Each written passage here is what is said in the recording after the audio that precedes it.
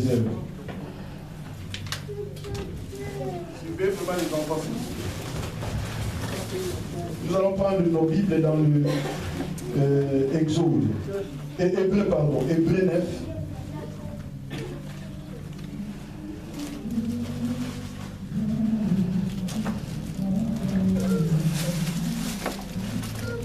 Hébreu chapitre 10, à partir du verset 19 à 22.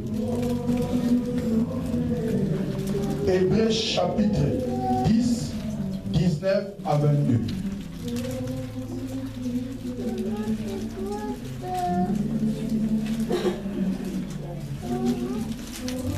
Hébreu 10.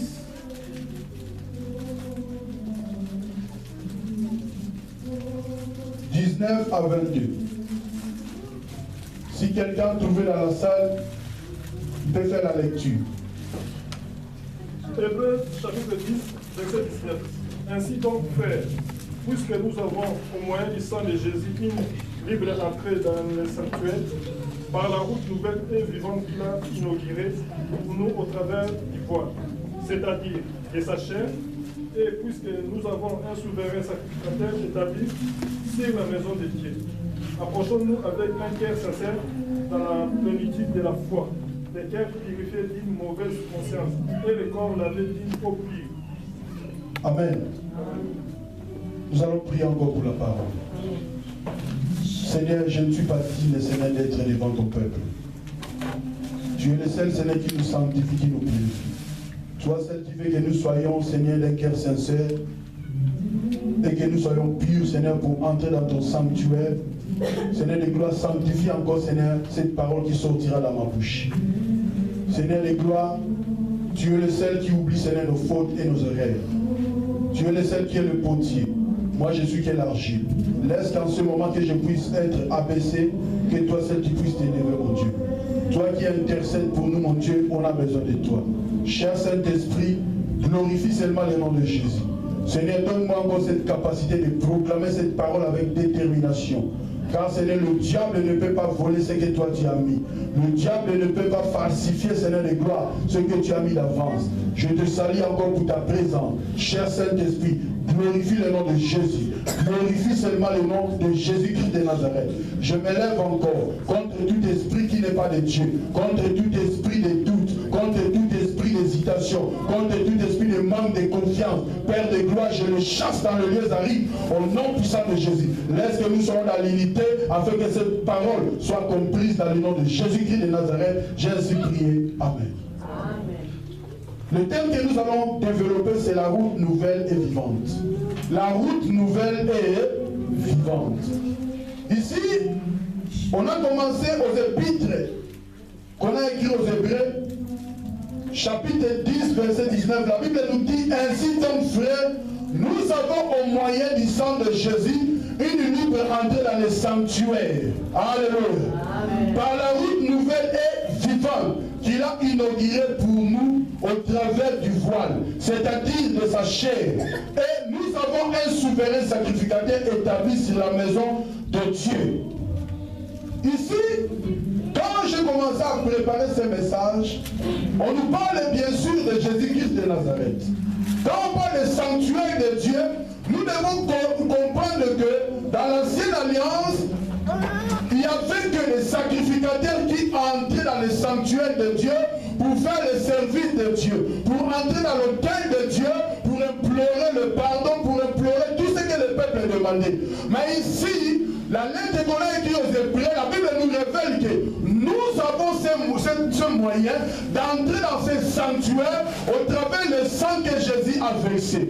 Pour essayer d'expliquer encore plus clair, laisse-moi te dire, frère, le jour que les enfants d'Israël étaient libérés en Égypte, la Bible nous dit que le sang a été versé, l'agneau a été immolé, parce que les enfants d'Israël, quand ils étaient en Égypte, ils étaient en prison, ils étaient dans la prise du diable, ils étaient incapables de sortir, il n'y avait pas un chemin qui était tracé pour eux, il n'y avait pas une route qui était tracée pour eux. C'est pareil pour nous quand nous étions dans le monde, quand on faisait n'importe quoi, on ne savait pas qu'il y a un chemin qui était déjà tracé pour nous, pour que nous puissions avancer. Ce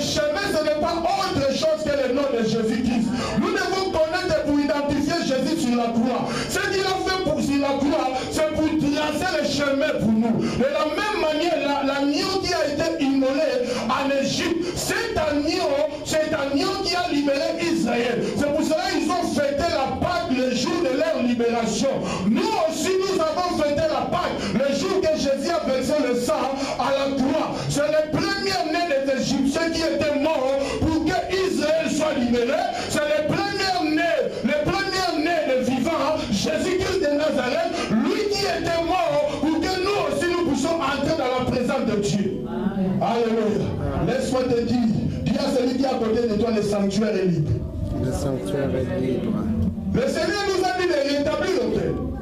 L'autel, si c'est rétabli, laisse-moi te dire, le diable vient seulement pour détruire. Le diable vient seulement pour égorger.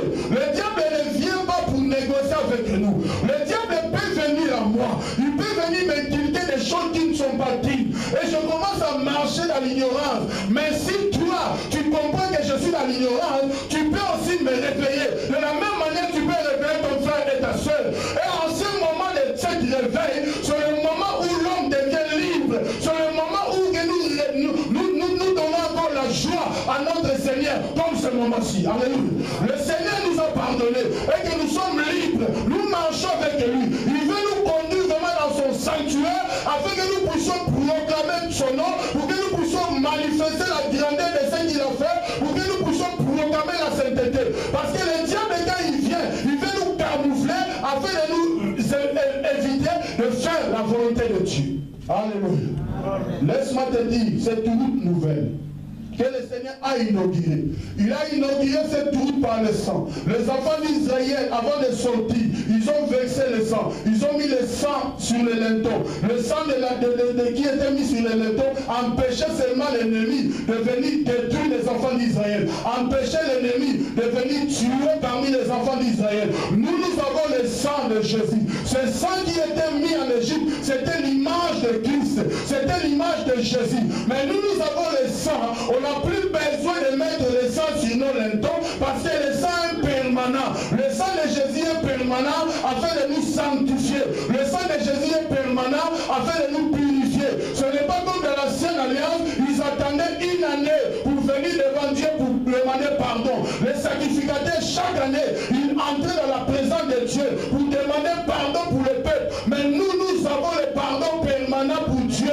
De la même manière, nous devons pardonner les uns et les autres. Si on ne pardonne pas, ça c'est un problème. Parce que Jésus nous pardonne. Malgré nos fautes, malgré nos erreurs, il est là pour nous pardonner. Pourquoi? Parce qu'il veut à tout prix que nous soyons libres, pour que nous puissions entrer dans sa présence, pour l'adorer. C'est pour cela que notre adoration doit être un parfum de bonne odeur. Si nous savons comment on se procède devant ce Dieu, comment nous demandons pardon à ce Dieu, comment que le diable vient encore pour nous étouffer. Nous devons comprendre que nous avons un avocat qui est Jésus-Christ de Nazareth, lui qui nous défend à tout moment. Il veut qu'à tout prix nous puissions entrer dans sa présence pour l'adorer, comme les 24 vieillards qui l'adorent, les jours qui s'est sacrifié, les jours qui s'est donné pour nous, les 24 vieillards, les 4 êtres vivants, ils adorent ce Dieu-là que nous adorons. Le Dieu que nous adorons, frère, ce n'est pas un autre Dieu que le Dieu d'Abraham,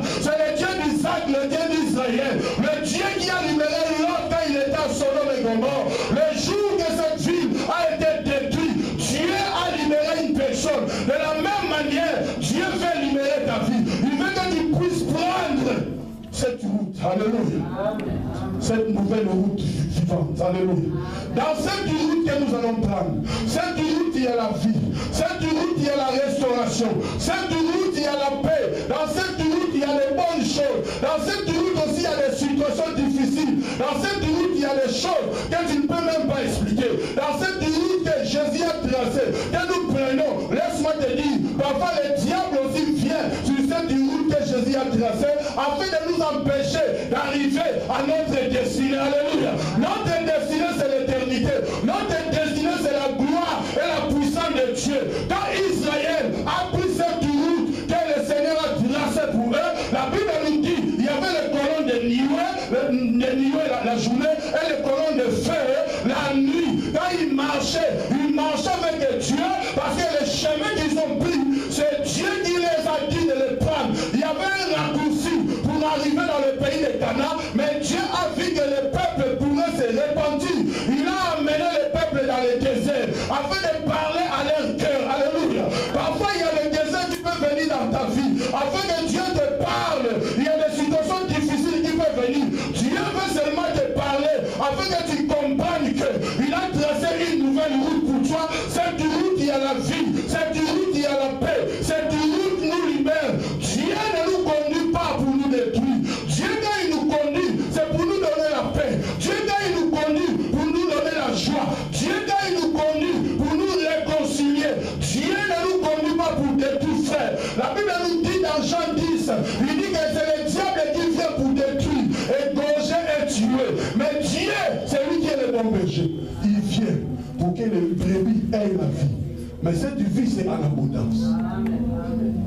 Aujourd'hui, frère, il y a des situations difficiles. Il y a des situations qu'on ne peut même pas expliquer. Alléluia. Hier, on était parti à l'hôpital pour voir un frère de l'église qui voulait se suicider. Ami Boaka qui sont à 40e niveau, je ne sais pas. Alléluia. Tu connais le frère. Il s'est jeté. Et l'on est panzani. Alléluia. Je ne sais pas comment expliquer. Mais il s'est jeté quand même pour mourir. Mais Dieu n'a pas permis. Parce qu'il y a une route. Alléluia. Après avoir vu le frère, quand je suis rentré à la maison, c'est là où le Seigneur m'a dit que non, je prêche cette parole. Parce que la route que lui, il nous conduit, c'est une route qui est vivante. C'est une route où il y a la vie. Dans cette route, il n'y a pas de suicide. Pourquoi? Parce que là où il y a Dieu, il n'y a pas la mort. C'est pour cela que Dieu a manifesté sa grâce. Dieu a dit, la Bible nous dit, Dieu a tant aimé le monde, alléluia, qu'il a donné son Fils unique afin que quiconque croit à lui ne périsse point, mais qu'il ait la vie éternelle. Donc sa présence dans notre vie manifeste l'éternité. Sa présence dans notre vie manifeste une promesse de l'éternité pour nous. Donc même si aujourd'hui tu es mort, la mort pour Dieu c'est un repos. Le jour qui viendra, tu vas être ressuscité. Nous avons une promesse que notre corps, notre sentiment peut oublier. Mais l'Esprit de Dieu vient à tout prix de nous convaincre du péché afin que nous puissions abandonner le mal pour entrer. Même si on dit que la chair est faible, mais l'esprit est fort. Alléluia. La chair peut être faible. Il y a des sentiments qui viennent. Des sentiments démoniaques tu ne peux même pas contrôler. Mais laisse-moi te dire, quand tu as le Saint-Esprit, ou bien quand tu collabores avec quelqu'un qui a l'Esprit de Dieu, il peut t'aider. Alléluia. Pour te réveiller. Alléluia. Pour te réveiller à celui qui est à côté de toi, pour te réveiller. Pour te réveiller. Ce frère, le frère s'est jeté. Et il était à l'hôpital. Il a fait plus de... Maman, je l'ai tombé de mois à peu près. Plus de 4 mois. Donc, il est là, il peut sortir au mois de septembre, on ne sait pas parce que on a opéré, je ne sais pas, on a arrangé la figure. Si tu lui vois, tu vas sentir que la figure a changé. Alléluia. Parce que tu le connais.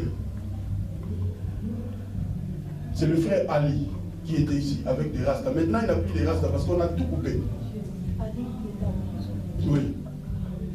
Vous savez, j'ai dit aux frères, le diable vient seulement pour détruire. Le diable détruit nos familles. Le diable détruit les couples. Alléluia. Il y a des couples qu'on peut voir que non, cette couple est un couple exemplaire. Mais parfois, il y a des problèmes dedans. Le problème, moi, on comprend dans nos... Pourquoi? Parce que le diable à tout prix ne veut pas négocier. Le diable vient seulement pour détruire. Le diable vient seulement pour falsifier toutes choses. Le diable vient pour détruire nos enfants. Le diable ne nous laisse pas le temps. Le diable falsifie toutes les choses afin que la promesse que le Seigneur nous a donnée, cette promesse ne puisse pas s'accomplir. Mais nous devons savoir que nous avons pris une route. Cette route-là nous conduit à la vie. Cette route nous conduit à la délivrance. Mais le diable ne veut pas notre délivrance. Le diable veut à tout prix nous attirer. C'est pour cela que quand les enfants d'Israël, tu vas le lire à la maison dans Exode, quand ils sont sortis de l'Égypte, en Égypte, c'était Pharaon. Pourquoi? Parce qu'il y avait la manifestation de la puissance de Dieu. Alléluia. Pour essayer d'être clair, Exode 13, 17, 18. La Bible nous dit, Celui qui a vu peut lire vite fait. Comme ça, on va gagner vraiment le temps. Papa John. Exode 13, 17 à 18.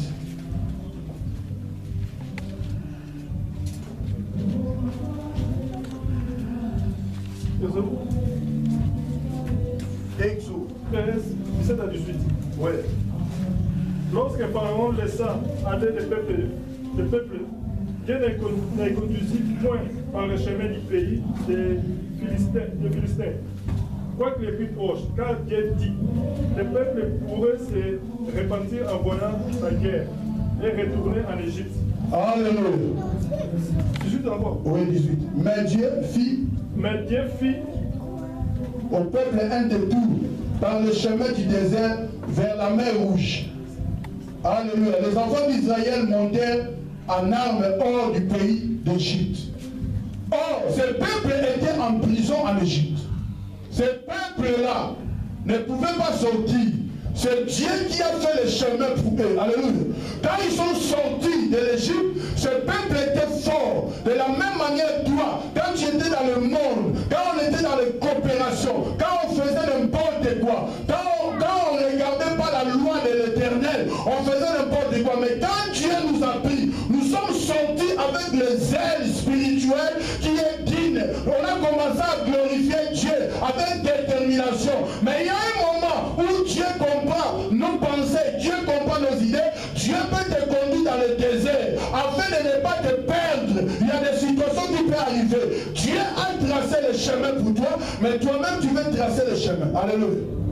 Oui, Banzela, monsieur Zalagé. Zamba tracé Nzela. Alléluia. Pour que toi, tu sois béni. Le diable aussi peut venir pour tracer notre chemin. Tu étais dans le chemin de Dieu. Le diable vient tracer notre chemin. Le chemin qu'on appelle un chemin raccourci. Ce chemin raccourci, si tu n'as pas le discernement, tu vas prendre ce chemin va t'amener seulement à ce que toi tu as besoin. Tu auras ce que tu as besoin, mais le chemin que Dieu a tracé pour toi, c'est un chemin qui peut être long, mais c'est un chemin où il y a l'avantage. C'est un chemin qui peut te donner la paix. C'est un chemin qui peut te bénir. C'est un chemin qui peut t'épargner. C'est un chemin qui est magnifique. Mais le diable dans le monde que nous sommes, malgré que nous avons Jésus-Christ, le diable vient à tout prix. Alléluia. Ton voisin aussi peut être envoûté. Alléluia. Pour te conduire dans un chemin où tu ne te retrouves pas. Mais toi, en tant qu'enfant de Dieu, tu dois savoir qu'il y a un seul chemin. Jésus a dit, je suis le chemin, la vie et la vérité.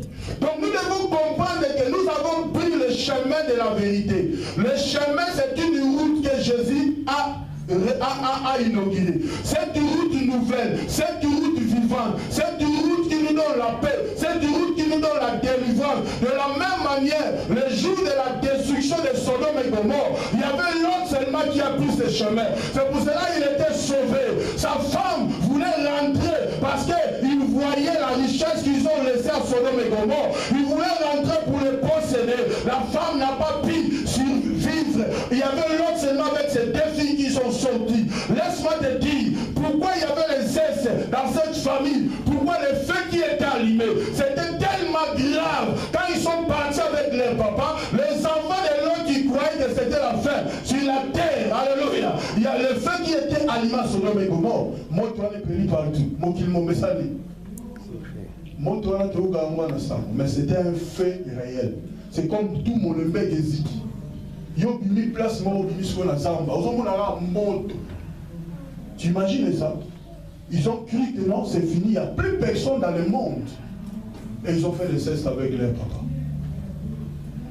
Ils ont pris ça après, c'était déjà tard. Il y a une génération qui était née, cette génération rebelle. Donc nous devons comprendre, quand nous avons pris le chemin de Dieu,